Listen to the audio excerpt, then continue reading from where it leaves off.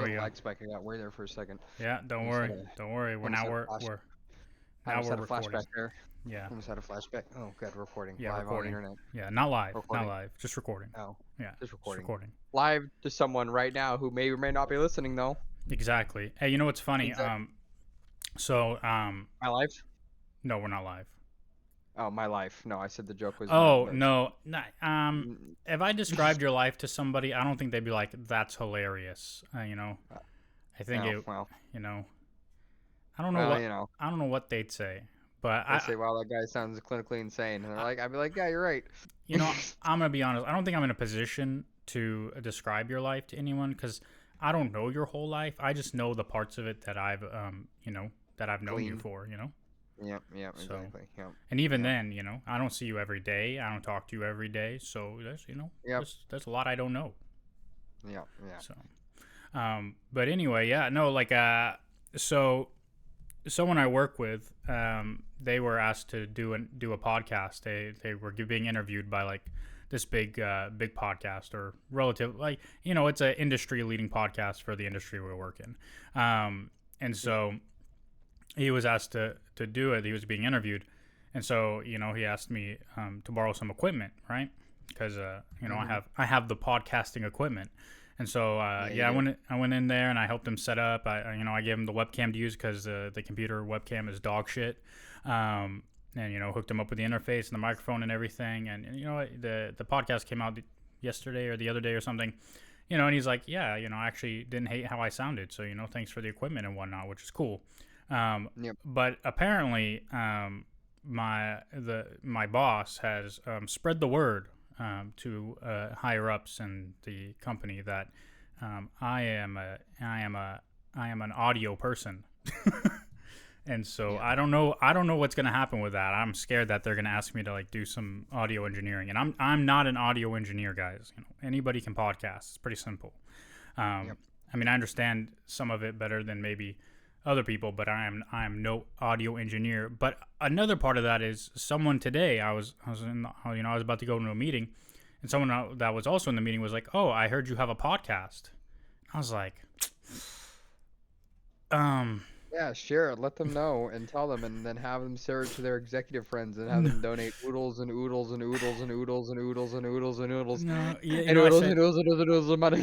I said, yeah, I have a podcast. I was like, did so and so tell you the guy that I give, like, set up the equipment for? And they're like, no, your boss told me. And I was like, oh, interesting.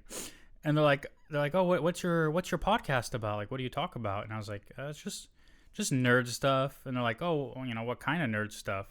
And I was like, news, culture reviews. I was like, nobody asked for.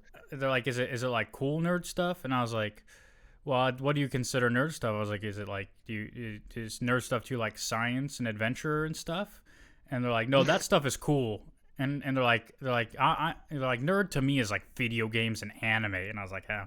It's like, well, that's me. I was like, yeah, don't really talk a lot of video games and anime. I was like, mostly like comic book related things, not comic books themselves most of the time, but I was like, we'll talk about the Fantastic Four trailer and stuff like that. They're like, oh yeah, that's nerdy. And I was like, yeah. I was like, I don't recommend anybody here listen to it at all. And then obviously there's other people there because we're going into this meeting with a bunch of people, and then someone else was like, oh, what's your podcast? And I was like, oh shit.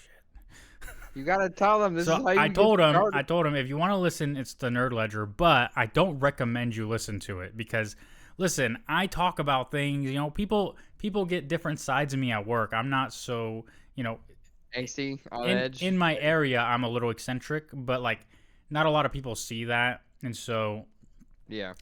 For the amount of swearing we do, and sometimes we talk about things that a lot of people will be like, oh, I don't want to hear that or whatever.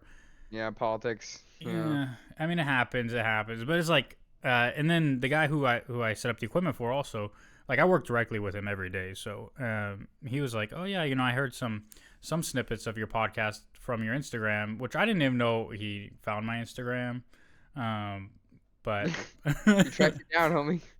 Well, you share the episodes, so it could be sometimes. that you're following.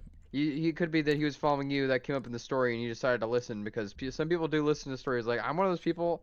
Speaking of introducing myself to your fancy business executives that are Oof. probably listening right now, when I go into my garage and I rip bong skis, Oof. when I get higher than a fucking kite, when I go to Mars, right, and I talk to Raptor Jesus in the rings of Saturn or whatever the fuck, I don't know what people think I do when I get high. I like to go on Instagram and browse everybody's stories like they're directly posts sent directly to me, and I respond to each and every one. And I think I actually made a girl upset one time because I guess it made her think I was like stalking her or something. But I was literally just Oof. I would just get super stoned. Like when she's posting on her fucking story, so I just type in a little comment or something like that, and I give a little react. And I do that to like fucking 30 or 40 different stories. Sometimes Yeah, if yours, people don't like that, like if people don't want people responding to their stories, they shouldn't post don't post your stories. story. I just get You stoned know? and I like to pretend like, I just like to go down and respond. Like I've even had celebrities respond to me because I've just said something funny as fuck. Yeah. So, yeah. Yeah, no, well, I haven't posted like a video clip for a while, so I was like, I don't know what video clip he was watching, where we were talking about Star Wars apparently. He's like, I'm not that well versed in Star Wars, so I didn't really get much of it. I was like, well, I don't Yeah. remember, like, that must have been a while ago, but, yeah, he's like, maybe I'll tune in, listen to one of your podcasts on my way to work. And I'm like, okay, just hopefully it's not the last one. Hopefully it's this one. Hopefully it's this one, yeah. Hopefully. I don't know. We didn't really talk anything about Too Spicy last episode. And I politics mean, sucks. we talked about the It was the cost of eggs and ice raids. yeah. Well, eggs is your wheelhouse of where you work specifically. Like, the executives listening to that would know this is where you work specifically. So you're giving your best professional opinion on that thing, and that's fine. It's not like anyone's following your financial advice or anything Yeah, like which that. is good because I don't give Yeah. that. Exactly. We don't give legal financial advice here. The learned ledger is not responsible for anything you do or say because of things we say. Okay. Okay. Go fuck Exactly. yourself. Yeah. So yeah, exactly. Um, but it's just it's the topic like I was seeing on Instagram and people are posting about people raiding Costco for eggs and shit like that. Like they're stocking up on toilet paper when people thought COVID made you shit a bunch, right? And a bunch Yeah. of people thought, and then there was like the production bump. There was like the production pause because for 2 weeks the country literally did shut down Oh, 110. That and was the craziest thing. You remember and those first 2 weeks, dude? You remember that first 2 weeks? Like that's that yes, crazy. yeah. Yeah, So I worked at this marina over the summer, and they yeah, they have locks on all of their toilet paper because people were stealing it during COVID, yeah, dude. and they It was still fucking have the crazy. locks, and I have to Yeah. lock them up after I change the toilet paper. Oh well, there you go. But yeah, no. It's Yeah, the same thing. Earlier this year there was a dock strike, right? And yeah, there was no threat to toilet paper. There was none until yeah. people went and panic bought it, and it put pressure on the supply chain. So people were over purchasing it, and then supply hasn't caught up to it yet. So then you have outs, and it's like this wouldn't have been a problem if people weren't stupid as fuck. Yeah, that's consumerism in a nutshell. Yes, yes. And That's my just job is to take advantage of that stupidity, yeah. Well, no, I while mean, also you've said combating internal stupidity. yeah. You've also said multiple times that the chain you work for encourages your customers to make healthy choices. So base your shelving techniques based off of what is healthy rather than what is like people pay for a space, right? Some of that, yeah. Well, I mean, Okay, everyone that's pays for important. space, but Well, yeah, everyone pays for space, but like you said like one time like or something that the like really healthy choices always get good shelves prime shelf that, space, right? So, or you guys try to at least, and that's yeah, I something think some at of least. those practices might roll out at a certain point. Like, not because I think maybe some of them are antiquated now, but Mhm. um, yeah, I don't know. Yeah, but that's one of the techniques you use to try to encourage better decisions without necessarily taking away options, right? Yeah, Um, exactly.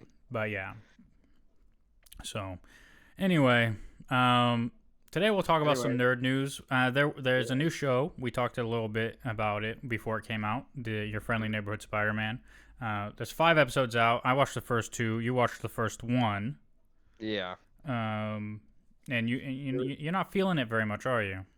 No, it's a little too peppy for me. It feels kind of more like maybe it changes but it feels a little bit kind of like a kid's show. And I just You like know, I'd rather go ahead. yeah, it's funny because I talked a little bit about it with the same guy I let use the equipment. And he said he watched the first 2 episodes and he was watching it with his son, and his son's 6, I think. Mm-hmm.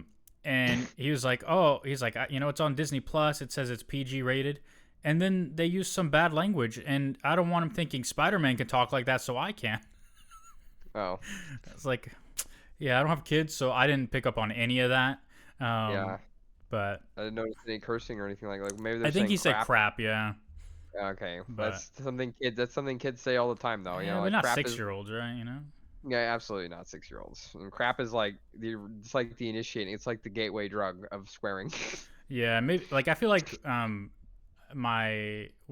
I was a kid, most of the movies I saw were all like with my dad, and I don't Mm, think he gave a shit. You know, it's like I go see like they always said, oh, don't swear, whatever, blah blah blah. But you know, that I was yep. never like I don't think my dad ever like took that into account before taking me to see a movie. So No. Yeah. No. I watched Tomb Raider when I was 7 years old. see, I With watched Tomb Raider when I was like 6 with yeah, Angelina yeah. Jolie. Angelina Jolie. Yeah, Yeah, yeah, yeah. No. So yeah, no kids. Yeah. Hey, yeah. you're 2 years older than me, so I probably watched it when I was 5. Then, if it was still in theaters when I saw it. I remember when Well, that dude watched. I remember that dude melting in that pit of acid like traumatized me. Like it was. yeah, it would have been 2001 ish.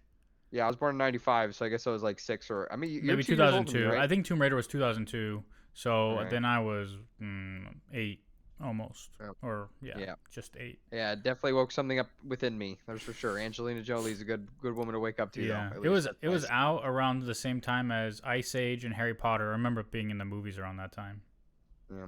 So maybe it was Um. 2001. But Yeah. yeah. Um. Do you think it's for kids? Like, what do you think? Like, I know you're a huge Spider-Man fan, obviously. So Uh there's that. well, What do you? Because I don't want to watch. Like, I don't know. Like, I do want to watch it for the podcast, but also at the same time, I can actively tell like if it keeps being super kind of semi campy in a lot of ways, like I'm like gonna be turned off by it, and I'm gonna like hate it. You it is know? quite campy. Yeah. Season 2 or I'm sorry, episode 2 ends with kind of a bombshell a little bit. Mm, But it's unique in what it's trying to do, right? It's playing off a lot of the Spider-Man origin stories, but trying to make it new and refreshing. And like, it's obviously not part of the MCU. It's part of its own kind of continuity. It's doing its own thing. mm, You know, it, I, you know, it. I like it. I think it's interesting. I think it's fun. It is campy though. It is, um, you know, it's there, I guess, maybe for the 12 to 18 demographic in some ways. But I enjoy it after the first 2 episodes. It's something I can watch and enjoy and kind of turn my brain off a little bit and not really like. I find it's way easier to enjoy things if I'm not overanalyzing them. yeah. So, I just think for me the simplistic dialogue is a really big turnoff. You know, where I just really like when I'm watching anime, I'm reading, right? I watch it in Japanese and read the yeah. subtitles, so it's a little bit different. And you know, the subtitle work has gotten a lot more in depth. Like you know, it's not the early 2000s anymore where you're getting bootleg subtitles all the time or just really shitty subtitles. Like it's good.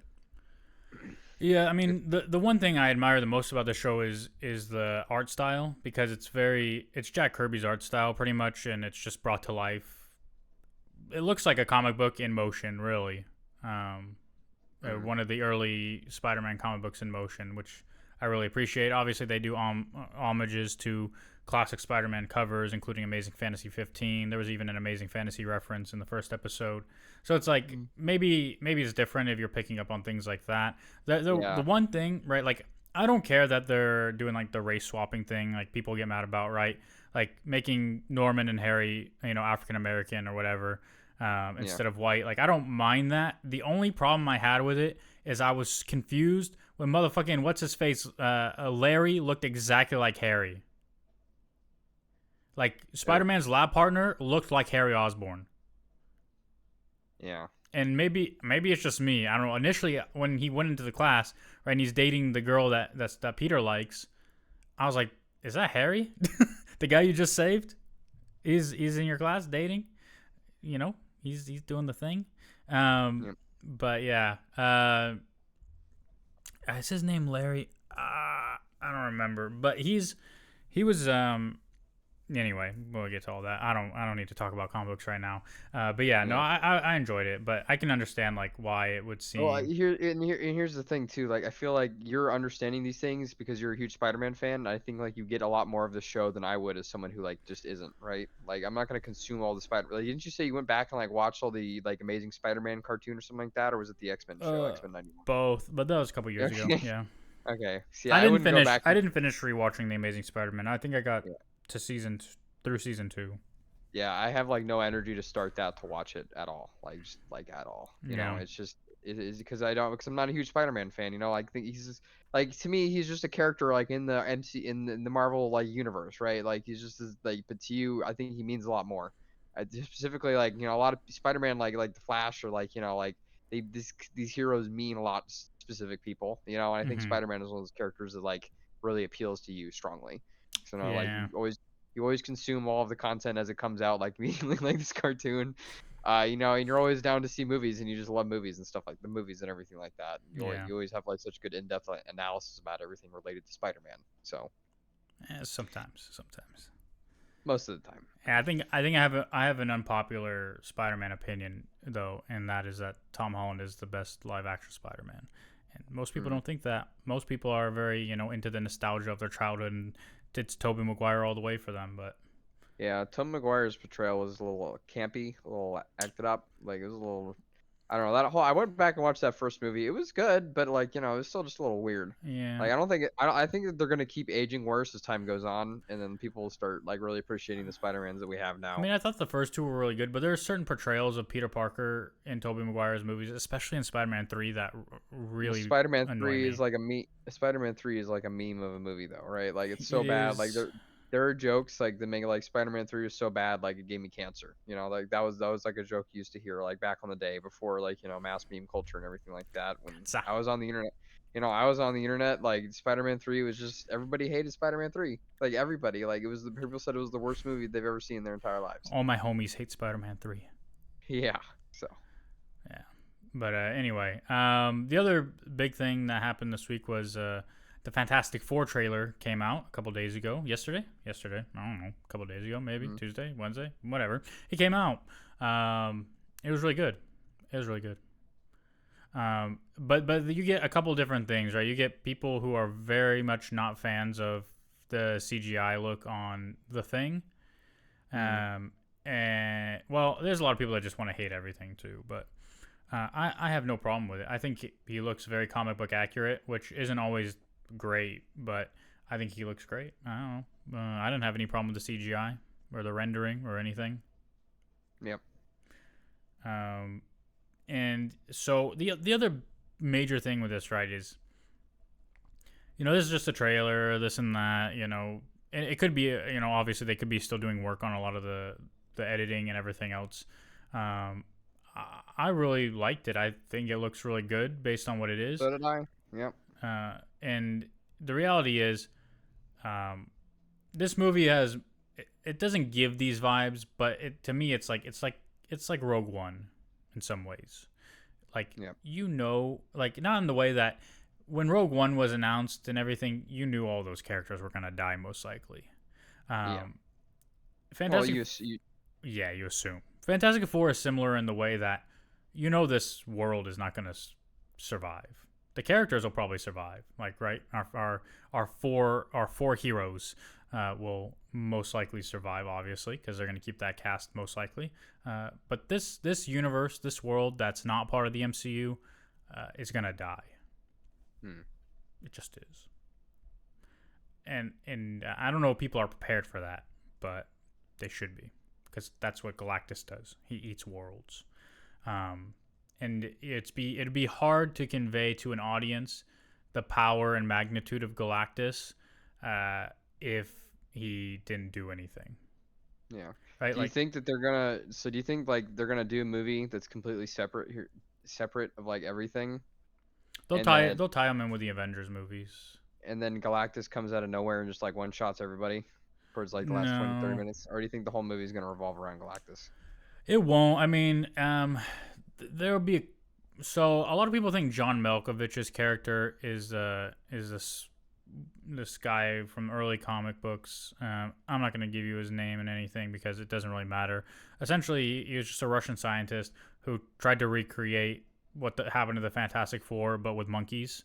And so people think John Malkovich is Kragoff, which is the character I'm talking about. And so I don't know how. I think it'll be a very minor role for him. I think this movie will culminate with them fighting Galactus and ultimately Galactus eating the world while they escape to a different universe through some sort of technology that Reed Richards creates, right? And they probably know about it, right? He'll probably destroy other planets. They'll hear about it through some way, shape, or form, and then he'll start working on a device that allows interdimensional travel, and that's how they'll get out. And who knows if obviously they'll probably try to save it. Silver Surfer's in it as well, the Herald of Galactus. So the Herald of Galactus will show up and kind of prepare the Earth, and they'll notice and find out. And there'll be ways that they find out, and Reed will build a machine. That's my prediction. Yeah.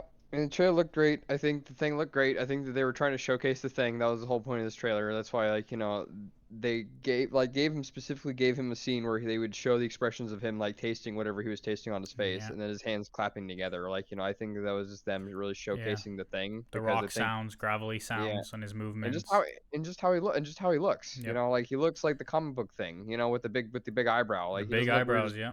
Yeah, he doesn't look weird as fuck like he does in the original one. That's what Michael Chiklis's thing was missing. Really, was the eyebrows and expressions.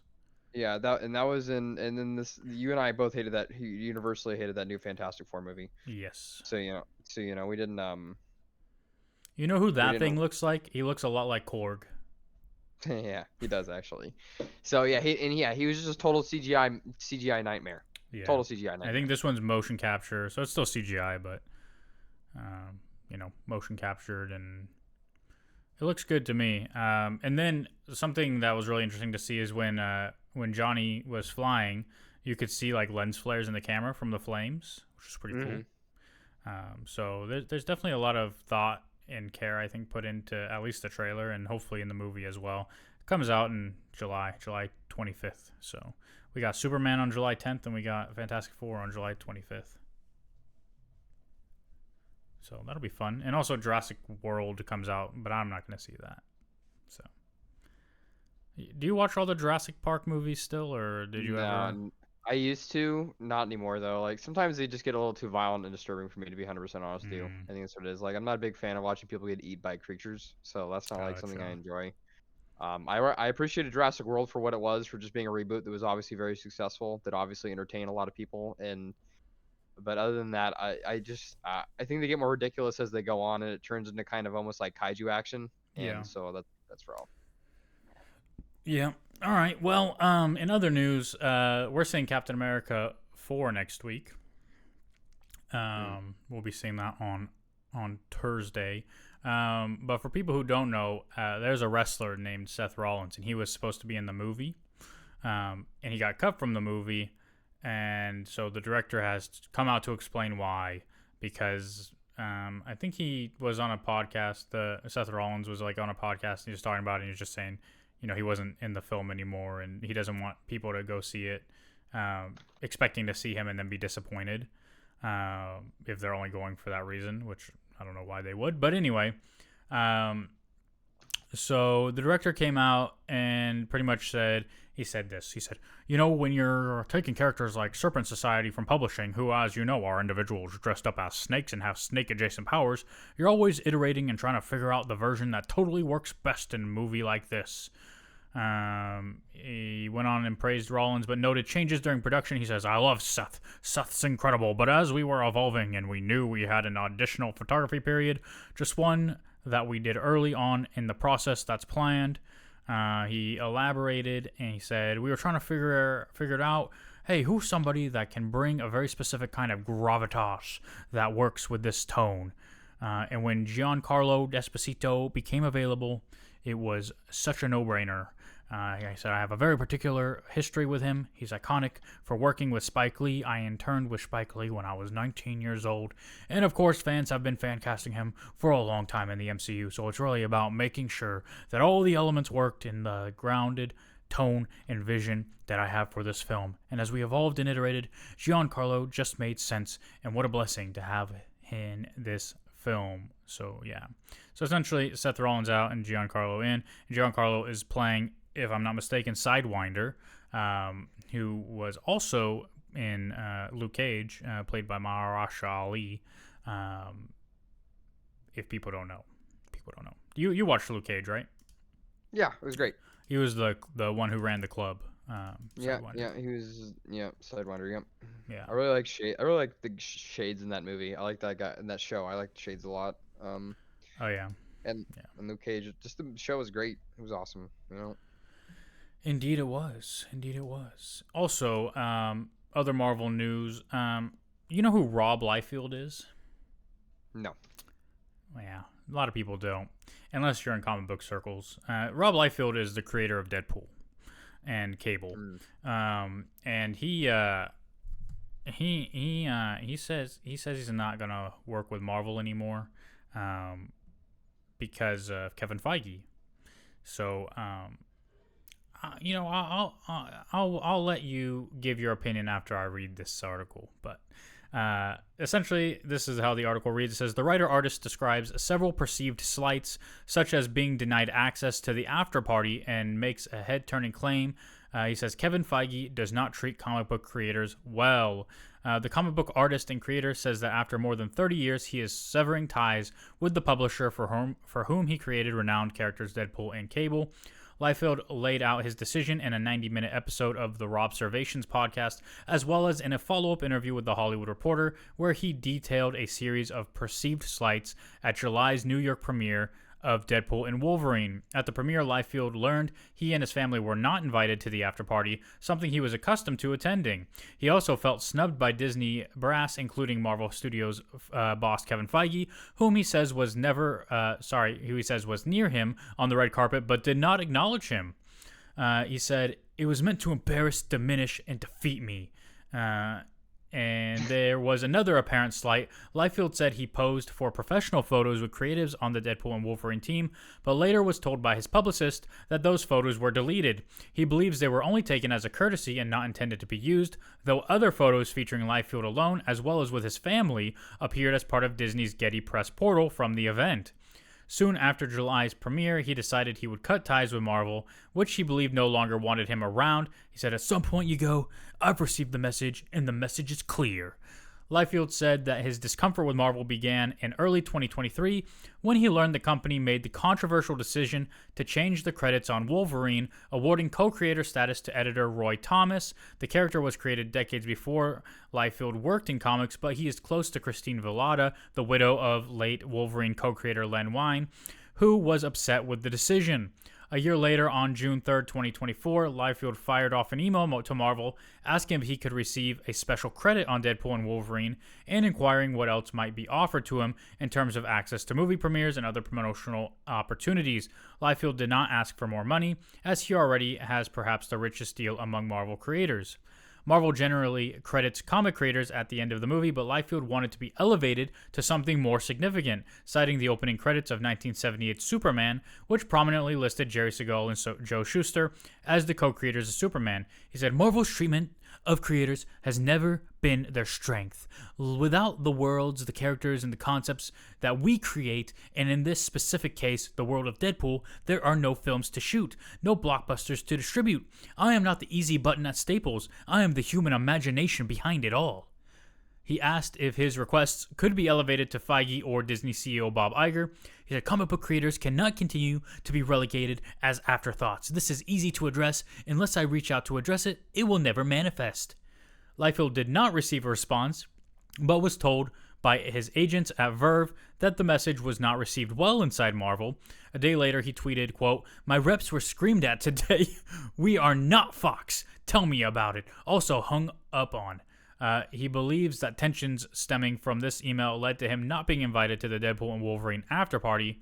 Liefeld, while in his 20s in the early 1990s, became part of a rarefied group of million-dollar comic book creators. Over the years, he developed what his detractors call a hard-charging reputation and a habit of minimizing the contributions of others who also have worked on Deadpool. They point to an oft-cited 2016 New York Times article in which he downplayed the work of Fabian Nicieza, who is credited as a co-creator for scripting Deadpool's first appearance in New Mutants number 98 from a plot by Liefeld, who illustrated the 1990 issue. One insider said, while we respect what he's contributed, he does not respect what others have contributed. But Liefeld, for his part, tells the Hollywood Reporter he is the one who lobbied 20th Century Fox to give both himself and Nicieza co-creator status in the first two Deadpool movies. He has cited writer Joe Kelly for introducing the now integral fourth wall-breaking characteristic of the anti-hero 7 years after Liefeld created him, and he often credits Deadpool star Ryan Reynolds for elevating the character to the global stage and new levels of popularity. Ultimately, Liefeld and Nicieza were given the standard Deadpool created by credit at the end of Deadpool and Wolverine. Liefeld was also acknowledged in the movie itself in a way few living comic book creators have enjoyed. The film's signature scene, in which Deadpool and Wolverine battle dozens of Deadpool variants, known as the Deadpool Corps, takes place in front of a store called Liefeld's Just Feet, an inside joke about the artist, who fans say does not draw feet. Liefeld was also invited to visit the set in London. This all sounds like someone who was indeed accorded the respect of a prominent comic book creator, but when asked by the Hollywood Reporter about these boons, Liefeld suggests that during the London set visit, he began to feel unwelcome, though he declined to elaborate. He tells THR that it was in contrast to how he felt on Deadpool and Deadpool 2, which were made by 20th Century Fox. He notes he was involved in test screenings on those films and met with the marketing team on Deadpool 2. He said, "They had me along for the ride, and I caused zero drama. I was happy to be there." Jesus Christ, this article never stops. There's a couple more things, but just based on all that, what are your thoughts, sir? I have none.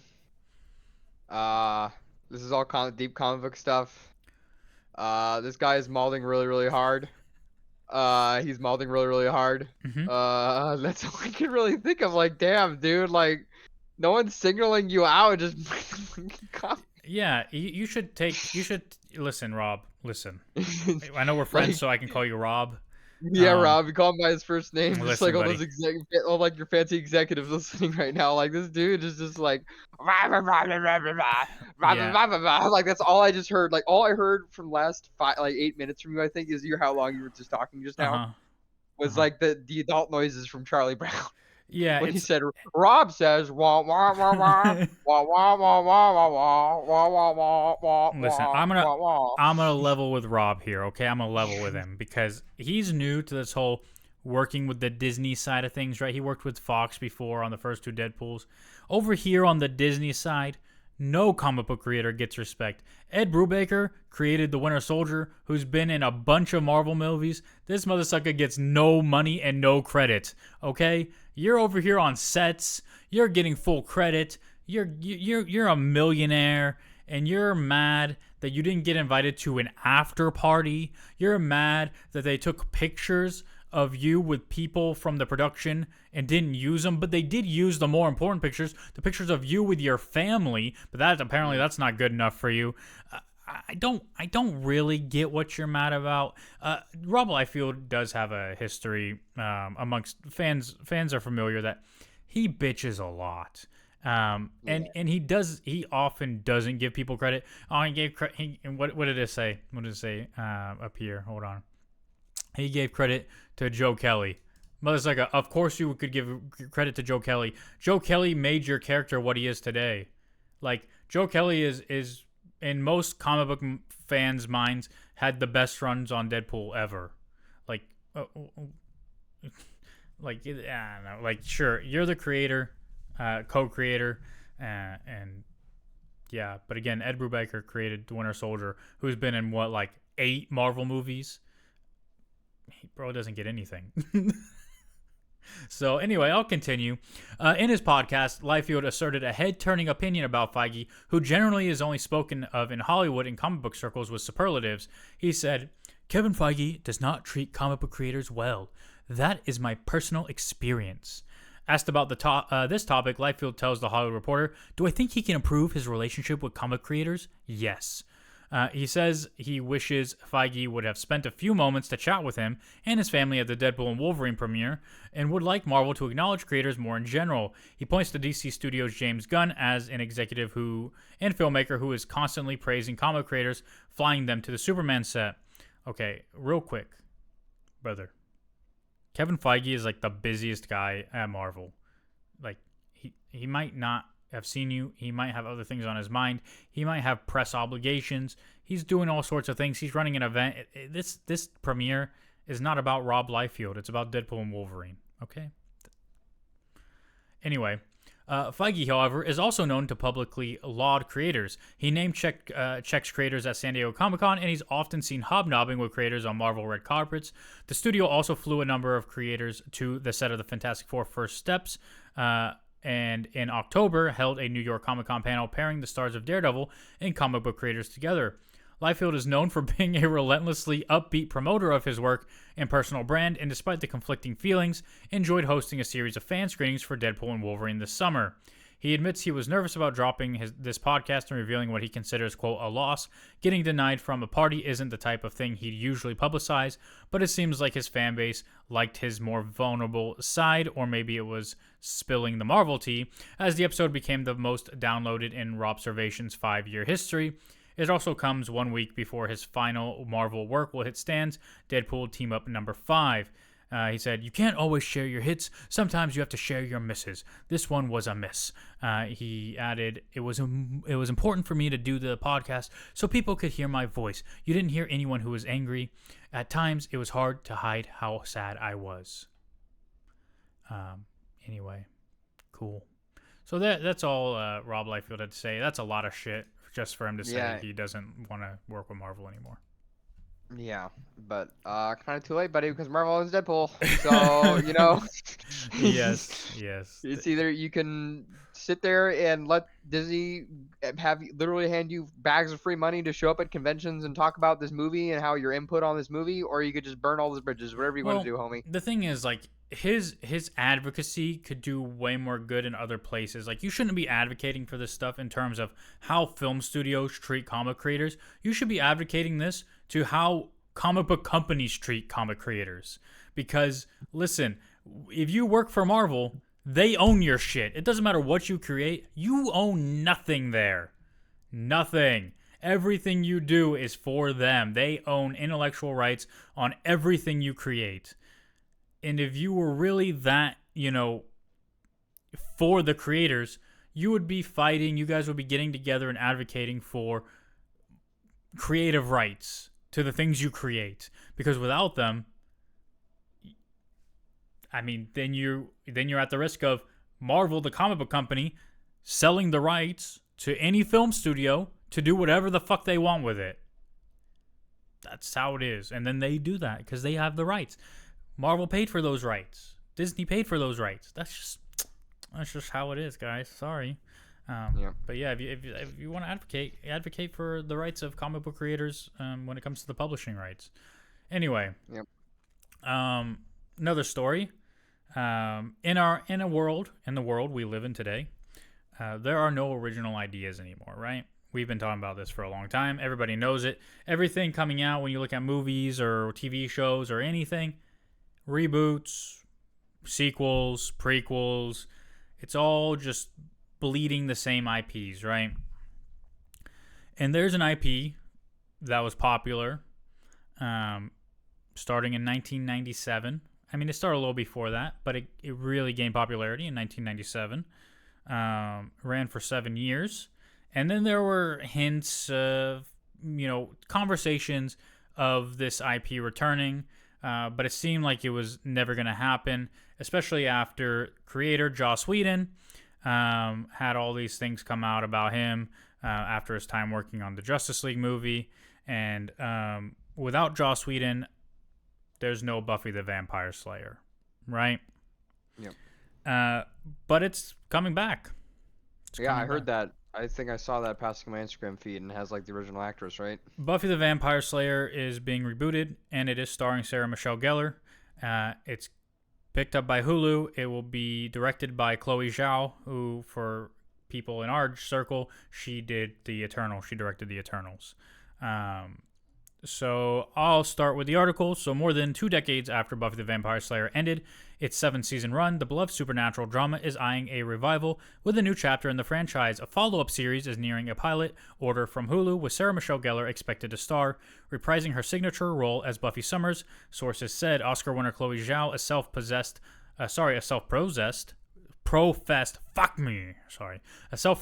professed lifelong Buffy fan, is set to direct the pilot, written by Nora and Lila Zuckerman, who have done the show Poker Face. The reboot hails from Buffy the Vampire Slayer Studio 20th Television and Disney sibling Searchlight TV, where Zhao has been under a first-look deal. Beyond the pilot order, the reboot is starting a writer's room soon, supposedly, a sign that Hulu and the studios have high expectations for the project going to series. It is unclear yet whether the other original Buffy cast members would return, but it is considered likely. Described as the next chapter in the Buffyverse, the new incarnation is executive produced by Geller Zhao via her Book of Shadows banner, Nora and Lila Zuckerman, as well as the original series executive producers Gail Berman of the Jackal Group and Fran Kazooie and Kaz Kazooie via Sweet Bee. Also executive producing the pilot is Dolly Parton, whose company Sandollar was a producer on the original. Buffy creator Joss Whedon, who also wrote the 1992 movie the series was based on, has no involvement in the reboot. He has not worked in Hollywood in any official capacity since facing a slew of misconduct allegations in 2021. If the Hulu pilot goes to series, it would be the third in the franchise following Mothership Buffy the Vampire Slayer, which aired on the WB for 5 seasons. Angel aired for 5 seasons. Buffy aired for 7. Typo in your article deadline. Okay. Anyway. Berman, Fran Kazooie, and Kaz Kazooie previously teamed up with the 20th Century TV in 2018 for a potential Buffy the Vampire Slayer reboot written by Midnight Texas creator Monica Awosu-Breen, on which Whedon was an executive producer. That project, whose lead was envisioned as a black woman, didn't move forward. Still, fans of the show have continued to lobby for a revival, their hopes fueled by a couple of high-profile cast reunions. Parton indicated a year ago that a Buffy return was still in the works, saying in an interview, "They're still working on it. They're thinking about bringing it back and revamping it." That was a good Dolly Parton. Don't tell me it wasn't. Geller, who had been opposed to revisiting Buffy as recently as 2023, expressed openness to the idea in a December interview promoting her latest series, Dexter prequel series Original Sin, one which she is a special guest star. She said, "It's funny, I always used to say no because it's in a bubble. And it's so perfect. But watching Sex and the City and Dexter and realizing there are ways to do it definitely does get your mind thinking, well, maybe." As to whether potential Buffy revisit has to be a prequel, she said, "No, it could be anything. It's a universe. And it makes you realize that in this world, we need those heroes, I think, more so than ever." According to sources, negotiations with Geller for the Buffy reboot had started when she made the comments. Those negotiations are now in their final stages. Don't care about that. Don't care about that. Don't care about that. Okay. Don't care about any of the rest of this article. Got it. But yeah, no. Also today, Sarah Michelle Gellar did post on Instagram about essentially meeting with Chloe Zhao, talking for hours, and even though she wasn't really that open to it before, after she met with Chloe, she's all on board. So there's that. That's all the article and all her response. I didn't read her response, but I told you what it was. Yeah. Thoughts? Feelings? Concerns? I had some, but then I just pulled a complete and total blank on the subject matter. Okay, so... No, you're talking about Buffy the Vampire Slayer coming back. That's right. I'm sorry. Sometimes I just got lost in my own head. Yeah. I wasn't a fan. This is the problem. I'm going to say 5 things because I wasn't a fan of the original show. I didn't watch the original show. I'm glad that it's coming back because I know a lot of people really love it. Obviously, my sister, who's a huge Buffy fan, whenever she comes home for the summer, the first thing she does is watch Buffy the Vampire on the big TV and until 3 a.m. in the morning. Every last 3 summers, she's done that. So I guess she'll be happy. But as for me personally, I don't really care. I'm happy that it's coming back, but also I'm not I don't have a ring in the I don't have a ring in the circus, So there's I don't have really strong feelings one way or the other. Other than I'm glad we're getting more nerd content, and I'm glad that a show that a lot of people worked very hard on is coming back together. Yeah. Well, I mean, there are incredibly talented writers and showrunners from Buffy, including Marty Noxon and Jane Espenson, and if they can get people like that back, it might stem some of the bleeding in the way that Buffy the Vampire Slayer is ubiquitous with Joss Whedon, right? So without him, you're gonna lose something. right? And you'll gain stuff as well, because there are a lot of Joss Whedonisms that don't age well. It's not very comfortable. Parts of certain characters, parts of certain stories, how some things are treated, like it's not. It doesn't age well. But there's so much of Buffy that is beloved and wonderful because of Joss Whedon as well. So it's a tough one, but I think if you get the right people doing the right things, you won't miss that as much. And it'll get more people on board. Like, it's one thing to get the cast back and whatever, but they can only do so much with what they're given, and you need the writers and the showrunners who really know the show, right? Even Steven S. DeKnight, who I think he was showrunner on Daredevil on Netflix. He worked on Angel. He was a showrunner on Angel. Like, get people like that, and like that can come and do something. That's my opinion of it, really. I don't know. I think it's really tough to do something like this without Joss Whedon involved. And speaking from that Rob Liefeld interview about creators, I mean, Buffy doesn't exist without Joss Whedon at all. Like, he created it, like, from nothing, right? So to bring a show back and have no ties, right? You might get a credit somewhere, like, you know, created by Joss Whedon at the very bottom of the credits as they roll out or something. Who knows? But nobody wants anything to do with Joss Whedon in Hollywood at the moment, which is kind of funny because it's crazy, like all the other things that come out about people, and it's just like nobody cares, you know? Yeah. But yeah, I mean, it is what it is. It is what it is. So, all right, last article. And it's about Harrison Ford. Harrison Ford did an interview with Variety, and it's pretty funny. I just think Harrison Ford is a funny dude. So for people who don't know who Harrison Ford is, which I don't understand why anybody wouldn't, but yeah, he played Han Solo and he played Indiana Jones, and he's been in a bunch of other movies. This is the headline. Harrison Ford says, quote, "Shit happens over Indiana Jones 5 flop, joined the MCU with no script because he saw actors, quote, having a good time in Marvel movies." I love Harrison Ford. He's like the guy who's like, he just doesn't give a shit, and it's refreshing. He doesn't take anything too seriously. So yeah, Harrison Ford is not too upset over Indiana Jones and the Dial of Destiny flopping at the box office. His fifth and final turn as the iconic archaeologist opened in theaters in summer 2023 and lost Disney a reported $130 million after its global box office haul fell well below the $400 million mark. In an interview with the Wall Street Journal magazine, Ford shrugged off the disappointment. He said, "Shit happens. I was really..." Oh, hold on, I have to do a voice.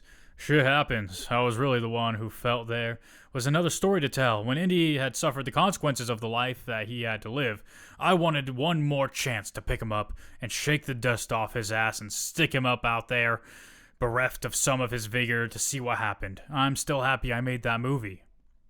With the Indiana Jones and Star Wars franchises now behind him, Ford's next jump is to the biggest franchise in modern-day Hollywood, the Marvel Cinematic Universe. The actor is front and center opposite Anthony Mackie in Captain America Brave New World as Thaddeus Thunderbolt Ross, taking over the role from the late William Hurt, who is not only the U.S. president but also the Red Hulk. Ford told Wall Street Journal magazine that he accepted the Marvel role with, quote, no script presented to him, adding, "Why not? I saw enough Marvel to see actors that I admired having a good time. I didn't really like that at the end of the day. I would turn into Red Hulk. Well, it's like life. You only get so far in the kit until the last page of the instructions is missing." Ford told Empire last December that working on a Marvel movie was, quote, just another day at the office, adding, "I tried to understand the ambition of the filmmakers and to be useful to them. I just didn't sit at home at night and say, oh, what do I want to do when I turn into the Hulk? It didn't seem to me to be a terribly difficult acting proposition." I like how chill he is. Yeah. Yeah. Oh man, he's a good soul. He's getting old though. He was at the Game Awards and like he shuffled. He was looking rough at the Game Awards. I saw that. Yeah. Did you see he was looking rough too? Did you look a little rough to you? Yeah. I mean, bro, he's like 80 years old, so Yeah, I know. And he's still doing movies and shit. Yeah. Speaking to Variety's Angelique Jackson on the Marvel press line at Comic-Con last year, Ford wisecracked about the motion capture process required to turn him into the Red Hulk by saying, "What did it take? It took not caring. It took being an idiot for money, which I've done before." Which is what you got to do in the movie business. You got to act like you got to dress up in a dumb costume. You got to sit there and you got to play make believe with your friends, guys. I don't think a lot of people don't respect like enough of like what goes on like in movie magic making, because like these guys really need to sit there and do really ridiculous things. There's no music playing in the background. Like it's just the sound of like them and their costumes, and like it's all ridiculous. And just try to do it with your friends or like significant other. Like just try to act, right? Like you just want to laugh because it's like ridiculous. Like you sound weird, you know? So exactly. But yeah, he went on to say, I don't mean to disparage it. I'm just saying you have to do certain things that normally your mother would not want you to do, or your acting coach if you had one. But it's fun and I enjoyed it. I had a great time. Yep. Unlike Indiana Jones and the Dial of Destiny, Captain America Brave New World could give Ford one of the biggest box office hits at 82 years old, but he's feeling nostalgic for a time when movies made a far bigger impact on the public.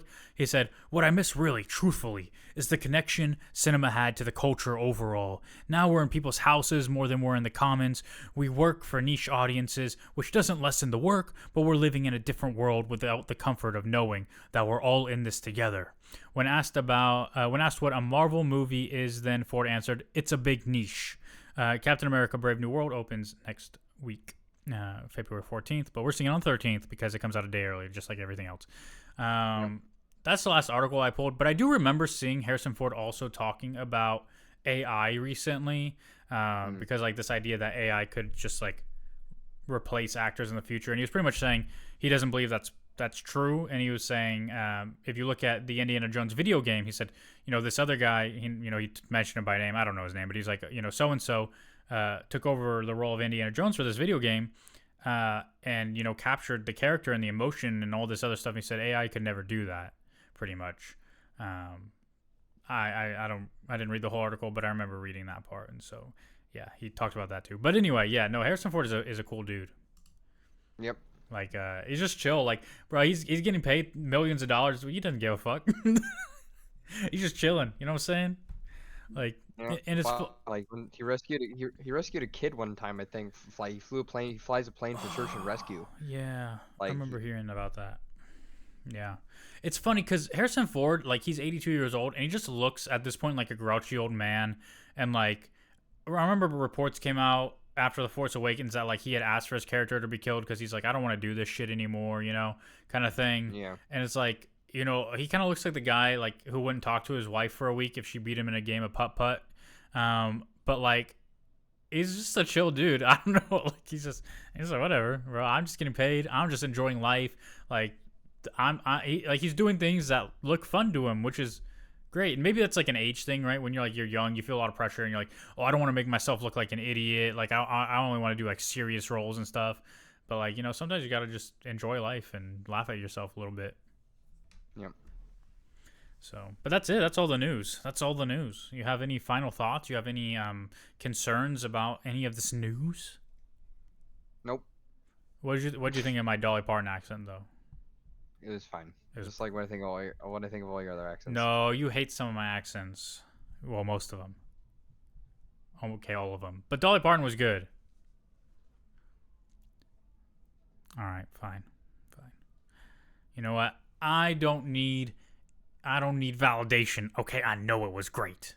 I know it. Anyway, do you have any final thoughts, sir? Any final thoughts? None at all. Okay. A little sparse for me this time. Seems like. That's okay. There's a lot of reading, Yeah. And, sometimes reading can be boring, which is and why that guy was just that guy was just mauling and mauling. Oh my god! And I tuned out. Like I was like, what's the point of? Yeah. In other slang terms, he was baby raging. Yep. Yeah. Baby rage, mauled. Mauling. So anyway, Well, that's everything. Thanks everybody for listening. If you listened, if you didn't, then you don't know that I'm thanking you. So fuck off. Anyway, have a good one. We'll see you next week. Like, comment, rate, review, subscribe, follow on any podcast platform: Apple, Google, fucking what's it called, Spotify, all of them, YouTube, and whatever. Anyway, bye.